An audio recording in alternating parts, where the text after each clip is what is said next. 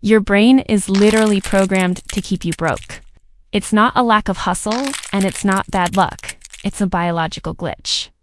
We are walking around with 10,000-year-old hardware trying to manage a modern 24/7 digital economy. Think about it.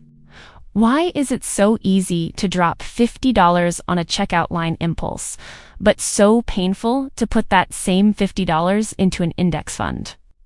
Because your survival brain thinks a dollar spent today is a win, and a dollar saved for the future is a loss. Welcome to Feather Wealth Channel, where everyday people like you and me explore money through AI tools, real stories, and the wisdom of great books. No complicated jargon, no guru advice, just an honest journey toward financial freedom together. If that sounds like your kind of place, hit subscribe and let's figure this out. Here's where we start. 75% of Americans had a financial regret in 2025. That's 3 out of 4 people, not a minority, not just people in financial trouble. 3 out of 4. And here's the thing that really got me. Of those people, 43% hadn't made any progress fixing it, not in a whole year. Think about that. They knew what the regret was. They could name the mistake. And still, nothing changed. That's not a willpower problem. That's not a discipline problem. That's a brain problem. And understanding it is the first step to actually getting somewhere different. Here's the honest truth about your brain. It was designed roughly 50,000 years ago. And back then, it had one job: keep you alive today, survive today, get food now, avoid danger now. Spend every resource before it spoils, because there was no guarantee of tomorrow. That was brilliant engineering for a hunter-gatherer, but now we're asking that same brain to think 30 years ahead, to delay gratification patiently, to save invisible money for a future version of ourselves we can't even picture clearly. And our brain goes, what? As one behavioral finance expert put it, we make decisions from our emotional brain, which worked great in terms of survival, but may not always be beneficial in our modern financial lives. This isn't a personal failing, it's a mismatch. You're running ancient software in a modern world, and the software wasn't designed for any of this. So what does that ancient software actually do to us? Let me walk you through the 3 biggest brain traps that keep people financially stuck. Trap 1, loss aversion. Research shows that losses feel about 2 to 2.5 times more painful than equivalent. Gains feel good. So your brain is wired to avoid loss far more than it chases gain. What does that look like with money? It looks like staying in a bad financial situation because changing it feels scarier than staying still. It looks like keeping a subscription you don't use because canceling feels like losing something. It looks like not checking your bank account because seeing the number feels worse than not knowing. We freeze. We avoid. We keep the familiar bad thing rather than risk the uncertain better thing. Trap 2, present bias. Your brain dramatically overvalues right now and dramatically undervalues the future. That $5 coffee today feels real and immediate and satisfying. Your retirement fund in 30 years feels abstract and distant and kind of fake.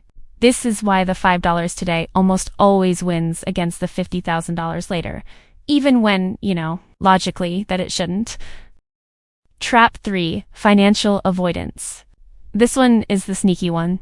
Studies show that financial scarcity, feeling like you don't have enough, actually causes people to avoid their finances more, not less.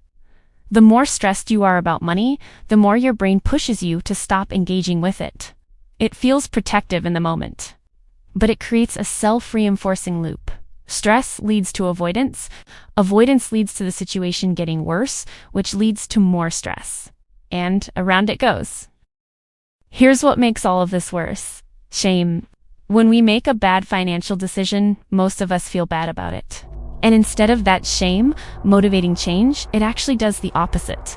We feel bad, so we avoid looking at our finances because looking reminds us we feel bad. So the situation gets worse, which makes us feel worse, which makes us avoid more. That's the shame spiral. And it's incredibly common. The research confirms it.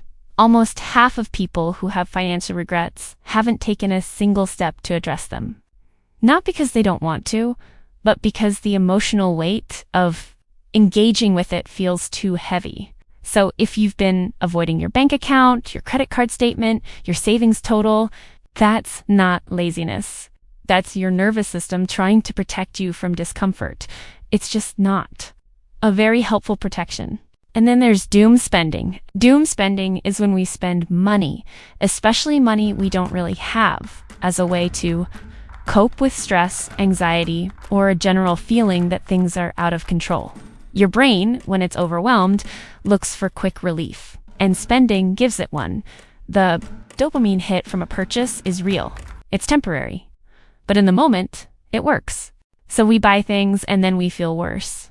And then we might buy more things. This isn't a character flaw. It's your brain doing what brains do, seeking relief from discomfort. The problem is that the relief is short-term and the damage is long-term. Okay, so now you know what's happening. Let's talk about what to actually do about it.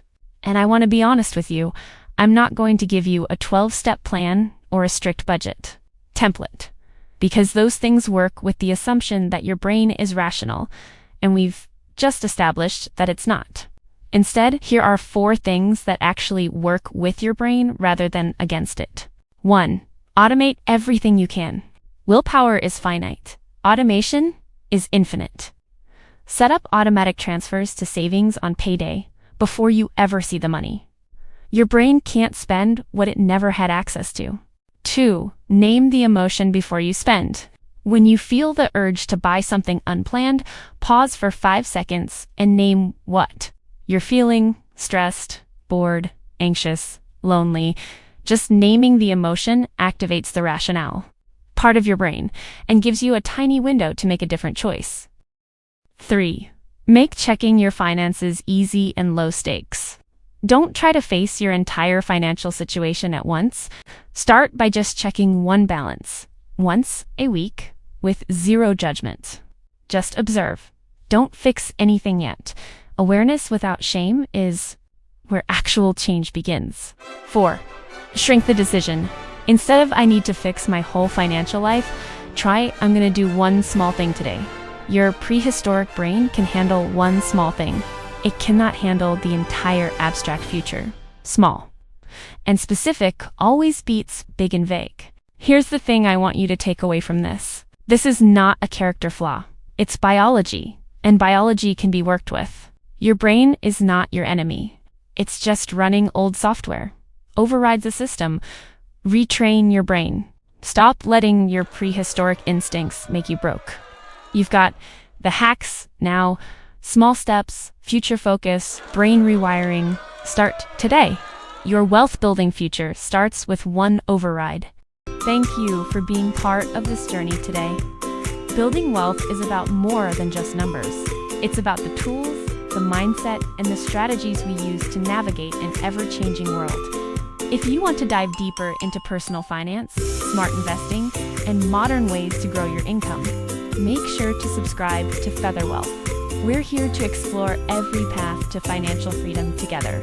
If this video helped you, please hit the like buttons. And I'd love to hear your feedback in the comments. What topics you'd like to watch in our next wealth journey?